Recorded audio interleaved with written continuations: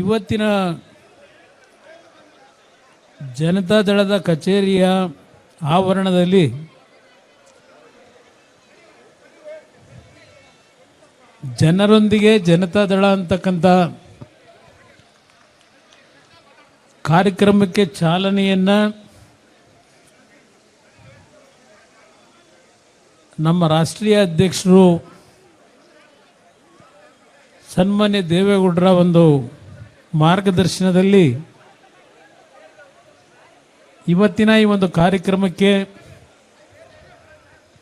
ತಮ್ಮೆಲ್ಲರ ಒಂದು ಸಮ್ಮುಖದಲ್ಲಿ ಒಂದು ಯಶಸ್ವಿಯಾದಂಥ ಕಾರ್ಯಕ್ರಮವನ್ನು ಚಾಲನೆ ಕೊಟ್ಟಿದ್ದೀರಿ. ನಾನು ಈ ಸಭೆಗೆ ಬಂದ ಕ್ಷಣದಿಂದ ನೋಡ್ತಾ ಇದ್ದೇನೆ, ಬಹುಶಃ ರಾಜ್ಯದ ಮೂಲೆ ಮೂಲೆಯಿಂದ ಸಾಂಕೇತಿಕವಾಗಿ ಜನತಾದಳದ ಶಕ್ತಿಯನ್ನು ತುಂಬತಕ್ಕಂಥದ್ರಲ್ಲಿ ಹಲವಾರು ವರ್ಷಗಳಿಂದ ತಮ್ಮ ಶ್ರಮವನ್ನೇನು ಹಾಕಿದ್ದೀರಿ. ಈ ಕಾರ್ಯಕ್ರಮದಲ್ಲಿ ಬಹುಶಃ ಬಾಗಲಕೋಟೆ, ಬಿಜಾಪುರ, ಕಲಬುರಗಿ, ಬೀದರು, ರಾಯಚೂರು, ಬಳ್ಳಾರಿ, ಹೀಗೆ ಎಲ್ಲ ಭಾಗದಿಂದ, ಧಾರವಾಡ ಇರ್ಬೋದು, ಹಾವೇರಿ ಇರ್ಬೋದು, ದಾವಣಗೆರೆ, ಎಲ್ಲ ಭಾಗದಿಂದ ಸಾಂಕೇತಿಕವಾಗಿ ಈ ಕಾರ್ಯಕ್ರಮದಲ್ಲಿ ತಾವೆಲ್ಲ ಭಾಗವಹಿಸಿದ್ದೀರಿ. ನಾನು ಗಮನಿಸ್ತಾ ಇದ್ದೇನೆ. ನಮ್ಮ ಭಾಗ ಬಿಡಿ, ನಮ್ಮ ಭಾಗದ್ದು ನಾನು ವಿಶೇಷವಾಗಿ ಹೇಳಬೇಕಾಗಿಲ್ಲ, ಗೊತ್ತಾಯ್ತಣ್ಣ. ಇವತ್ತಿನ ಈ ಒಂದು ಕಾರ್ಯಕ್ರಮದಲ್ಲಿ ವೇದಿಕೆ ಮೇಲೆ ಪಕ್ಷದ ನಮ್ಮ ಶಾಸಕ ಮಿತ್ರರುಗಳು, ಮಾಜಿ ಶಾಸಕ ಮಿತ್ರರು, ಪಕ್ಷದ ಪ್ರಮುಖರೆಲ್ಲರೂ ವೇದಿಕೆ ಮೇಲಿದ್ದೀರಿ. ಎಲ್ಲರ ಹೆಸರನ್ನ ಹೇಳಲಿಕ್ಕೆ ಸಮಯದ ಅಭಾವ ಒಂದು ಕಡೆ, ಮತ್ತೊಂದು ಕಡೆ ಊಟದ ಸಮಯ, ಮತ್ತು ನಾನು ಮತ್ತೆ ದೆಹಲಿಗೆ ಹೋಗಬೇಕಾದಂಥ ಪೂರ್ವ ನಿಯೋಜಿತ ಕಾರ್ಯಕ್ರಮ. ಆ ಹಿನ್ನೆಲೆಯಲ್ಲಿ ಎಲ್ಲರ ಹೆಸರನ್ನ ದಯವಿಟ್ಟು ಹೇಳಲಿಕ್ಕಾಗಿಲ್ಲ, ನಿಮ್ಗೆ ಕ್ಷಮೆ ಕೋರ್ತೇನೆ. ಹೆಸರು ಹೇಳದೇ ಇದ್ದರೂ ಹೃದಯದಲ್ಲಿ ನೀವೆಲ್ಲ ಇದ್ದೀರಿ, ನನ್ನ ಹೃದಯದಲ್ಲಿ ಅಂತಕ್ಕಂಥದ್ದು ನನ್ನ ಅಭಿಪ್ರಾಯ. ಈ ಕಾರ್ಯಕ್ರಮವನ್ನು ಯಶಸ್ಸುಗೊಳಿಸಿರ್ತಕ್ಕಂಥ ಪಕ್ಷದ ಎಲ್ಲ ನಿಷ್ಠಾವಂತ ಕಾರ್ಯಕರ್ತರು, ವಿಶೇಷವಾಗಿ ನನ್ನ ಮಹಿಳಾ ಕಾರ್ಯಕರ್ತ ಸಹೋದರಿಯರೇನಿದ್ದೀರಿ, ಬೆಳಗ್ಗೆಯಿಂದ ಈ ಕಾರ್ಯಕ್ರಮದಲ್ಲಿ ಭಾಗವಹಿಸಿ ಸಭೆಯಿಂದ ಯಾರೂ ಎದ್ದೋಗಿಲ್ಲ. ಎಲ್ಲ ನಿಷ್ಠೆಯಿಂದ ಏನೋ ಪಕ್ಷದ ಒಂದು ಸಂದೇಶ ಈ ಕಾರ್ಯಕ್ರಮದ ಮುಖಾಂತರ ಬರ್ಬೋದು ಅಂತಕ್ಕಂಥದ್ದನ್ನು ಭಾಳ ಗಮನ ಇಟ್ಟು ತಾವೆಲ್ಲ ಕೇಳ್ತಾ ಇದ್ದೀರಿ. ನಿಖಿಲ್ ಕುಮಾರಸ್ವಾಮಿ ಅವರು ಸುದೀರ್ಘವಾಗಿ ಮಾತನಾಡಿದ್ದಾರೆ. ಅವರ ಮೂಲ ಉದ್ದೇಶಗಳೇನಿದೆ, ಇವತ್ತಿನ ಕಾರ್ಯಕ್ರಮದ ಮುಖಾಂತರ ಮುಂದಿನ 50 ದಿನಗಳು, ಆಗಸ್ಟ್ 16ನೇ ತಾರೀಕಿನವರೆಗೆ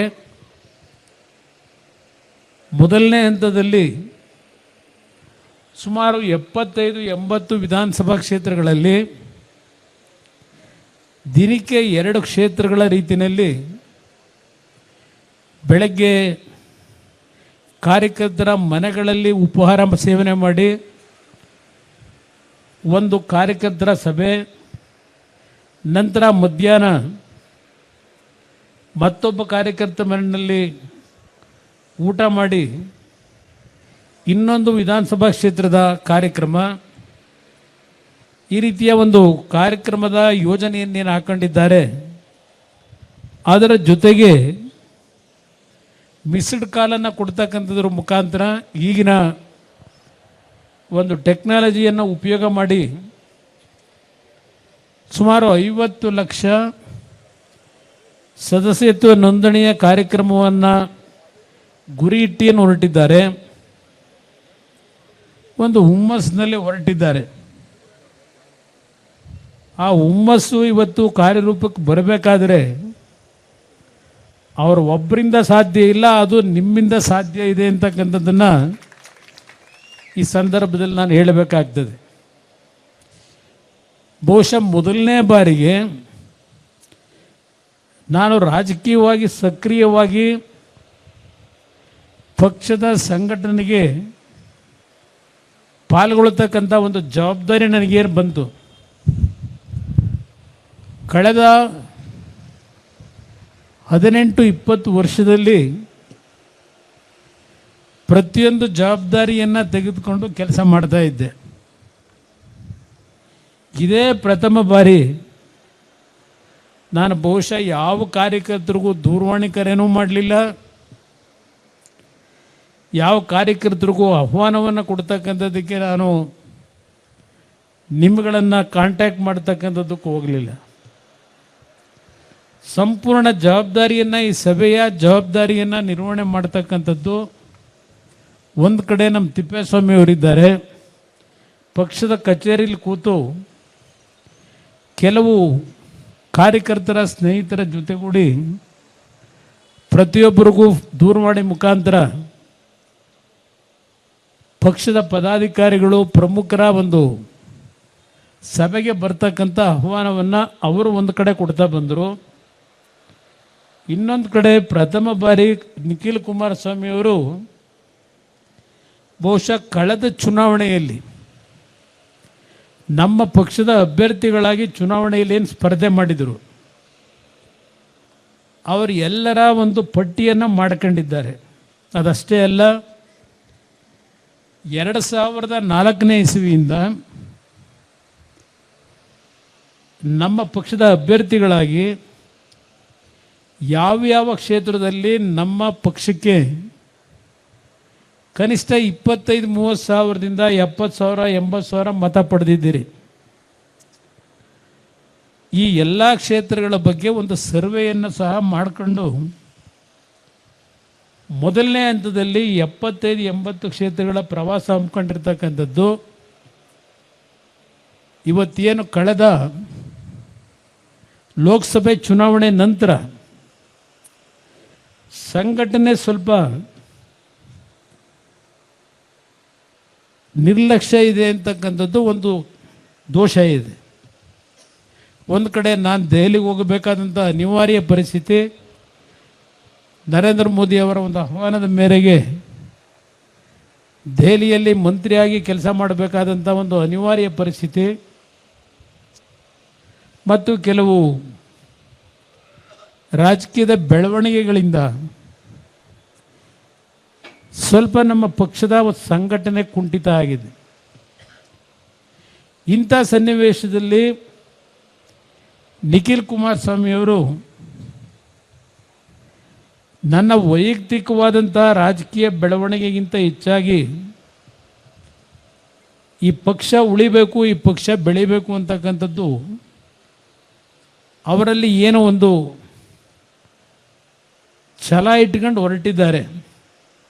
ನಾನೇನು ಅವರಿಗೆ ಇಲ್ಲ ಇವತ್ತು ಪಕ್ಷದ ಸಂಘಟನೆಗೆ ನೀನು ಮುಂದುವಗಪ್ಪ ಅಂತಕ್ಕಂಥದ್ದನ್ನು ಹೇಳಿಲ್ಲ. ಅವರಲ್ಲೇ ಏನೋ ಒಂದು ಕಾರ್ಯಕರ್ತರ ದುಡಿಮೆ ಇದೆಲ್ಲವನ್ನೇನು ಗಮನಿಸಿದ್ದಾರೆ.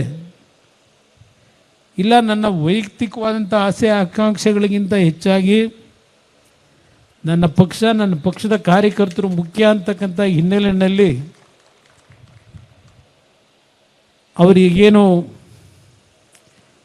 ನಿಮ್ಮಗಳ ಹತ್ತಿರಕ್ಕೆ ಸನಿಹಕ್ಕೆ ಬರ್ತಾ ಇದ್ದಾರೆ. ಮೊದಲು ಅವರನ್ನು ನೀವು ನಿಮ್ಮ ಕ್ಷೇತ್ರದ ಸಭೆಗಳಿಗೆ ಕರೆದಾಗ ಸ್ವಲ್ಪ ಅವ್ರು ಬರಲಿಕ್ಕೆ ಹಿಂದೆ ಮುಂದೆ ನೋಡೋರು. ಈಗ ಅವರೇ ನಿಮ್ಮನ್ನು ಹುಡುಕಂಡೀಗ ಸಭೆ ಯಾವಾಗ ಮಾಡ್ತೀರಣ್ಣ, ನಿಮ್ಮ ಊರಿಗೆ ಬರಬೇಕು ಅಂತಿದ್ದೀನಿ ಅಂತ ಹೇಳ್ತಕ್ಕಂಥ ಒಂದು ಸಂಕಲ್ಪ ತೊಟ್ಟಿ ಹೊರಟಿದ್ದಾರೆ. ಇದನ್ನು ಸದುಪಯೋಗ ಪಡಿಸ್ಕೊಳ್ತಕ್ಕಂಥದ್ದು ಒಂದು ಭಾಗ. ನಮ್ಮ ಪಕ್ಷ ಇವತ್ತು ಈ ಪಕ್ಷ ಉಳಿದು ಬೆಳೆದಿದ್ದರೆ ಈ ನಾಡಿನ ಜನತೆಗೋಸ್ಕರವಾಗಿ. ದೇವೇಗೌಡರು ಈಗ ವಿಷಯ ಮಾತಾಡ್ತಾ ಇದ್ರು, ಜನತಾದಳ ಅಂದರೆ ಒಂದು ಕುಟುಂಬಕ್ಕೆ ಸೀಮಿತವಾಗಿರ್ತಕ್ಕಂಥ ಪಕ್ಷ ಅಂತ ಹೇಳಿ. ಈಗ ಇಲ್ಲಿ ಯಾರೋ ನಮ್ಮ ಬಿಜಾಪುರದವರು ವಿಜಯಪುರದವರು ಒಂದು ಲೆಟ್ರ್ ಕೊಟ್ಟರು ನನಗಿಲ್ಲಿ. ದ್ರಾಕ್ಷಿ ದಾಳಿಂಬೆ ಬೆಳೆ ಪರಿಸ್ಥಿತಿ ಏನಾಗಿದೆ, ಇವತ್ತೆಲ್ಲ ಬೆಳೆ ನಾಶ ಆಗಿ ಸಾಲಗಾರರಾಗಿದ್ದೇವೆ, ದಯವಿಟ್ಟು ನೀವು ಬಿಜಾಪುರಕ್ಕೆ ಬರಬೇಕು, ನಮ್ಮ ರೈತರ ಪರಿಸ್ಥಿತಿಗಳು ಏನಾಗಿದೆ ಅಂತಕ್ಕಂಥದ್ದನ್ನು ತಾವು ಖುದ್ದು ಹೊಲಗಳಿಗೆ ಭೇಟಿ ಕೊಟ್ಟು ನಮ್ಮ ಪರಿಸ್ಥಿತಿಯನ್ನು ಅರ್ಥ ಮಾಡ್ಕೊಂಡು ನಮ್ಮನ್ನು ಉಳಿಸಿ ಅಂತ ಹೇಳಿ ಒಂದು ಪತ್ರ ಕೊಟ್ಟರಿಲ್ಲಿ. ಯಾವ ಕಾರಣಕ್ಕೆ ಇಲ್ಲಿ ಬಂದು ನನ್ನ ಹತ್ರ ಪತ್ರ ಕೊಟ್ಟರು? ಬಹುಶಃ ಇವತ್ತು ನಮ್ಮ ಮನೆ ಹತ್ರ ಬೆಳಗ್ಗೆ ಭಾಳ ಜನ ಬಂದಿದ್ದೀರಿ. ನೆನ್ನೆನೋ ಒಂದು ಹೆಚ್ಚು ಕಡಿಮೆ ಒಂದು 700-800 ಜನವೂ ಇದ್ರಿ. ನಾನು ಬೆಂಗಳೂರಿನಲ್ಲಿ ಇದ್ದಾಗ ನನ್ನ ಹತ್ರ ಬರ್ತಕ್ಕಂಥವರು ಯಾವ ಶ್ರೀಮಂತರು ಬರಲ್ಲ. ಇವತ್ತು ನಾನು ಇಂಡಸ್ಟ್ರಿ ಮಿನಿಸ್ಟರ್ ಆಗಿರ್ಬೋದು, ಸ್ಟೀಲ್ ಮಿನಿಸ್ಟ್ರಿ ಇರ್ಬೋದು, ಸೂಟು ಬುಟ್ನರು ಹುಡ್ಕೊಂಡು ಇಲ್ಲಿ ಬರಲ್ಲ. ನನ್ನ ಜೆ ಪಿ ನಗರ ಮನೆಗೆ ಮನೆಗೆ ಬರ್ತಕ್ಕಂಥದ್ದು ಎಲ್ಲ ಬಡವರು. ಬಹುಶಃ ನೀನು ಅಲ್ಲಿ ಬೆಳಗ್ಗೆ ಬಂದಿದ್ದೆ ಅಲ್ವಣ್ಣ, ನೀನು ರೆಡ್ ಶರ್ಟು ಟೀ ಶರ್ಟು, ಹುಷಾರಿಲ್ಲ ನಿನಗೆ, ನೀನೇ ತಾನೇ ಕಾಯಿಲೆ ಅಂತ ಬಂದಿದ್ದು. ನೀನು ಇಂಡಸ್ಟ್ರಿ ಮಂಡ್ಯದನು. ಹಾಂ, ಇದಕ್ಕೆ ನೀನು ಸ್ಟಾರ್ಟಪ್ಗೆ ನಿನ್ನ ಥರನೇ ಇನ್ನೂ ಬೆಳಗ್ಗೆ ಬಂದಿದ್ದ, ನಿನ್ನ ಥರನೇ ಇದ್ದ. 16 ಲಕ್ಷ ರೂಪಾಯಿ ಆಸ್ಪತ್ರೆ ಬಿಲ್ ತಂದಿದ್ದಾನೆ. ನನ್ನ ಹತ್ರ ಬರೋರು ಈ ಥರ ಜನ. ಇದು ಕುಟುಂಬದ ಪಕ್ಷನ? ಇದು ಸಿದ್ದರಾಮಯ್ಯರ ಮನೆ ಹತ್ರ, ಡಿ ಕೆ ಶಿವಕುಮಾರ್ ಮನೆ ಹತ್ರ, ಇಲ್ಲ ಮತ್ತಿನ್ಯಾವುದಾದ್ರು ನಾಯಕರ ಮನೆ ಹತ್ರ ಆ ವರ್ಗದ ಜನ ಹೋಗಕ್ಕೆ ಸಾಧ್ಯವಾ? ಅವ್ರ ಕಷ್ಟ ಸುಖ ಕೇಳ್ತಕ್ಕಂಥದ್ದು ಅವರಲ್ಲಿ ಆ ಒಂದು ಹೃದಯ ವೈಶಾಲ್ಯತೆ ಇದೆಯಾ?